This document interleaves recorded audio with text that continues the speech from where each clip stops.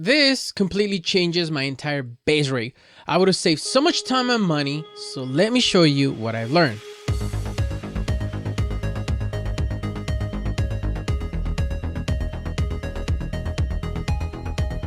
Hello friends, welcome to Music Gear for Worship, where we make tutorials, we give you tips and tricks for worship production. It's a blessing to be here with you, so let's begin into the video. I've been playing bass for quite some time and I've learned a thing or two. Today I'm going to share with you how I create a massive bass tone to play live or for the studio. Also at the end of the video, I will give you a bonus feature for those who want to use it live. I already have a session that I recorded, so I'm going to use my favorite software. I normally use two signal chains, one for clean bass, it's like very subby, and the other one for a drive, which is a little bit more trebly. The reason that I do this is because I like to preserve the bass low end separated from the overdriven. Sometimes I don't really want overdrive on my bass or my low end or my sub, but in the high end where there's a little bit more trebly, I like to put a little bit of sizzle. Let's start with the first tone. I'm using the Markbass software and the GK3 Pro. They're a little bit old, but they sound amazing. Check them out. All right, so here in the desktop, I have my session in Reaper. So this is the session just with the bass dry.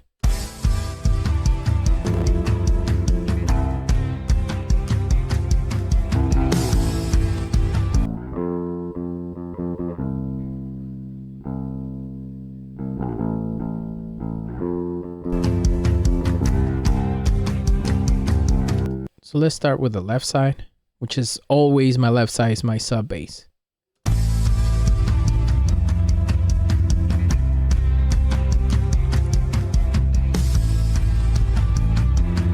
And this is without.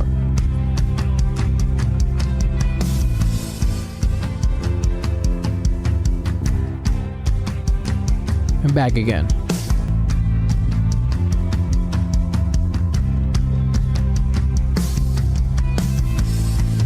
Now the other side.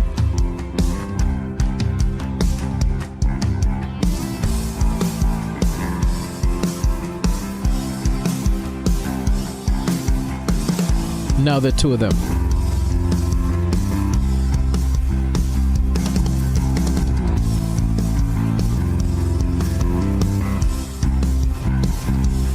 Let's turn on the dry. And both of them in.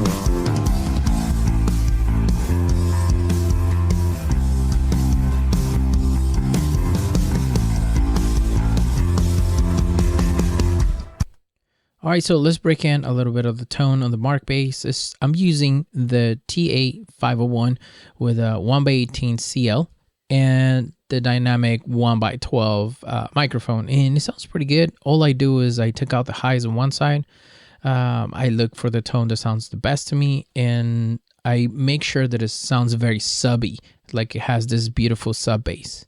Now let's talk about the JK amplification. So what I did with this one is I chose a microphone that was a little bit more trebly. It is running an overdrive and the signal chain just to give me a little bit more sizzle on the high end, and it's basically just choosing, instead of working too much with the EQ, I choose the right cabinet and the right microphone, and as you can see, I just dropped the bass, and that's what makes it sound amazing. And most of these applications will have a dry, which means it retains the solid DI from your bass, and it has a secondary tone which it gives you like that overdrive that you like. So basically you could do the same that I'm doing right now with just one of these plugins. Most of them have this feature, which you have a high and a low end feature. For the second sound, I'm using two amazing plugins from Nebrini Audio. One is the Bass Driver and the other one is the Beta Gamma.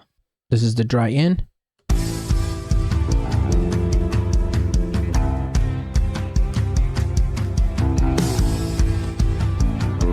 This is without bass.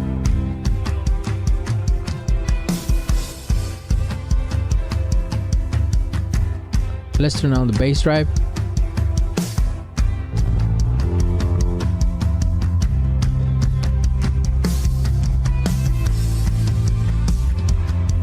This is without it.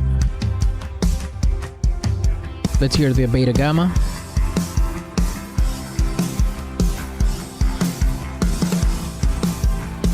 Now let's hear both of them.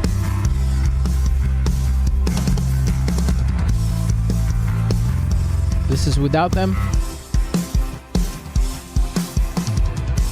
The dry.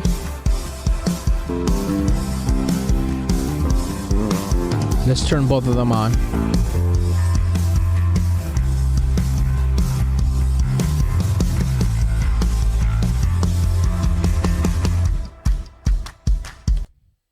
All right, it sounds amazing. The Nambrini bass drive has this amazing low end, and usually the view that I like is click in here and it gives you this view. Now for the cabinet, I really like the SBT 8x10, and I'm using the Neumann 47 for this tone. As you can see, I took out some of the highs, and I'm not really using much of the high end and the mid frequency, and I'm really boosting the low end. Also, the DI is very low end because I just want to hear that sub bass in the 8x10, and the condenser is grabbing all that low end. So basically, that's how I get that subby sound. So the Beta Gamma is basically a replica of the Darkglass. And I like this view because what I can do is I'm using a smaller cabinet at 4x10, and I'm also using a dynamic mic, the MD421. And you can see I'm using a little bit more of that drive sound. So it's completely blended all the way to the drive sound. I have a little bit of higher frequencies in here. I'm scooping the mid frequencies. The low end still in there. I didn't have to take it off. And the D out is a little bit higher than the microphone, and this gives me a little bit better tone when I hear it, and that's why it drives this section. It looks the combination of these two is amazing, and I would really recommend for you to try them out. Here's a little side note: if you want more content like this, subscribe to the channel. If you find this information helpful, please let us know in the comments section below. Like the video and share it with your friends. It means the world to us, and it helps us to make more videos like the one you're watching. Now, let's get back into the video. For the third sound, I'm using the new SVT from Line 6 and the amazing STL Amp Hub. And this is what it sounds, just the DI.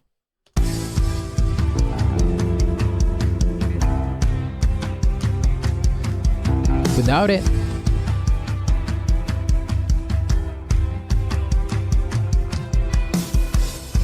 Let's hear the SVT suite.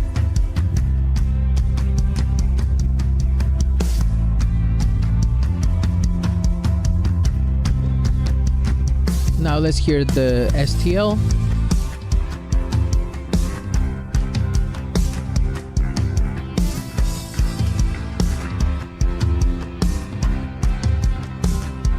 Now let's hear both of them together.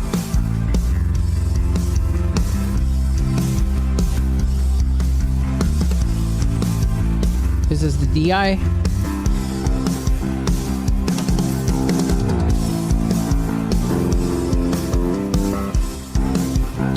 And now let's turn on both of them.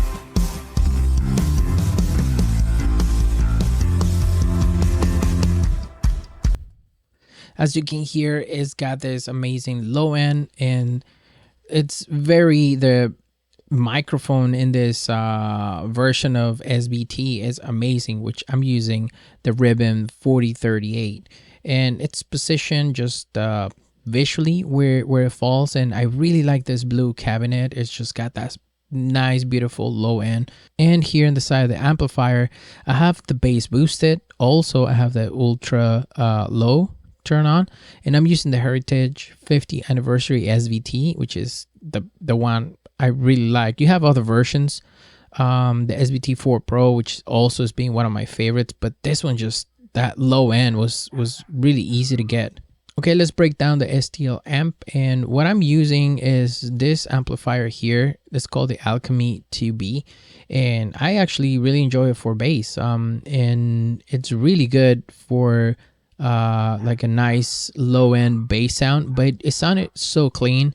So when I threw in the overdrive with this section, it just sparkled very nicely. I really like how it came through. And what I did is I turned on both channels. As you can see, the bass is low, the mid frequency, the treble's there. This one doesn't have the bright button on, But on the second one, the volume's a little bit lower, the bass is a little bit less, the mid frequency is a little bit boosted, and the treble is really boosted. And that helped me get this beautiful tone out of it. Also, the resonance and the presence a little bit boosted, especially resonance.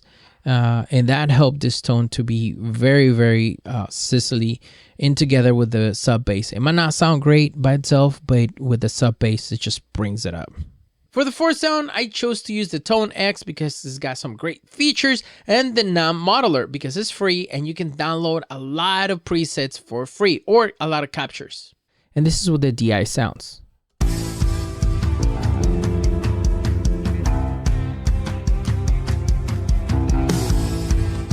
This is muted.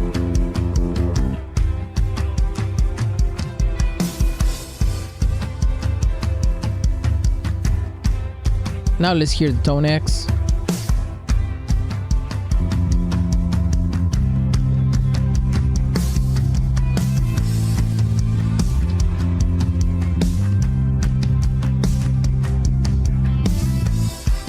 Let's hear the NAMM.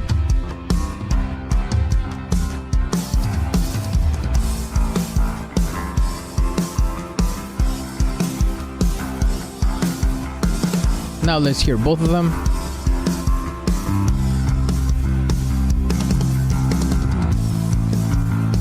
This is the dry.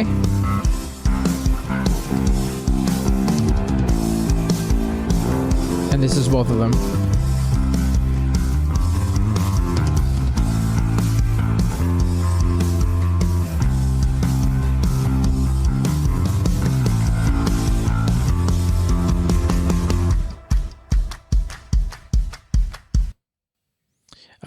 That sounds amazing. So let's break down the Tone X. So for the Tone X, you can just type in here the type of sound that you want and just scroll through them.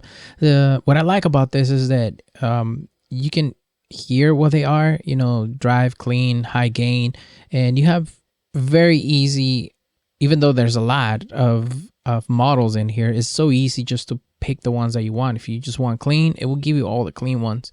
And you can choose the cabinets as well. It has a few parameters, but I don't really use them. I just like to find the tone that I want and I stick with it. And you have a little bit of advanced features, like here I can tweak it a little bit further, which is very helpful. But for this tone, all I had to do is just like turn the treble all the way down, the mid frequencies and the gain up, and just sounded beautiful. There's no buttons in here. I don't think there's any in here. And that sounded beautiful. So the Tone X has a lot of great tones. Okay, let's open up Neural Amp Modeler, and this piece of gear is amazing. I really enjoy using this amp modeler because it's free, and number two, most of the profiles are free as well. So what I did is I found this bass Pultec EQ SVT with a microphone. I already capture. You can capture the amp and you can capture the cabinet separately, and that's what I really like about this, because I can grab my existing gear and get a model of it, or I can get my entire rig. I don't need a Kemper or anything else, not even a Tone X. This is an amazing free piece of software that we are missing out. I mean, it's so capable, and the tone is amazing. I hope you're using a very good pair of headphones so you can hear what it sounds like. And also what I do is they're slightly pan right to left. That's why it might sound a little bit weird. Usually with my audio interface, I would just completely do left and right. Oh, they're both selected. So if I'm sending these directly to front of house, I'll just put 100% left and right. So they're completely isolated tones, and the sound engineer can, let's just say, have freedom to blend them in whichever manner he prefers.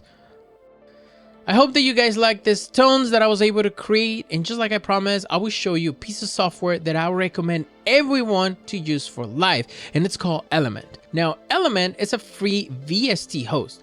That means that you can use all your favorite VSTs as standalone versions, meaning no need for a DAW. Now, you can combine this with a MIDI controller or with your existing pedal board, which makes it an essential piece of software to have.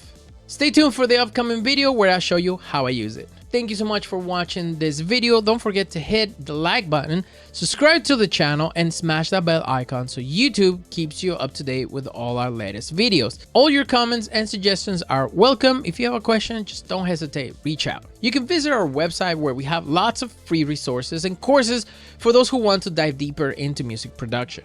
Just look for the link in the description below of the video. My name is Carlos Anthony. Thank you so much for your time. Have a beautiful and blessed day. Ciao.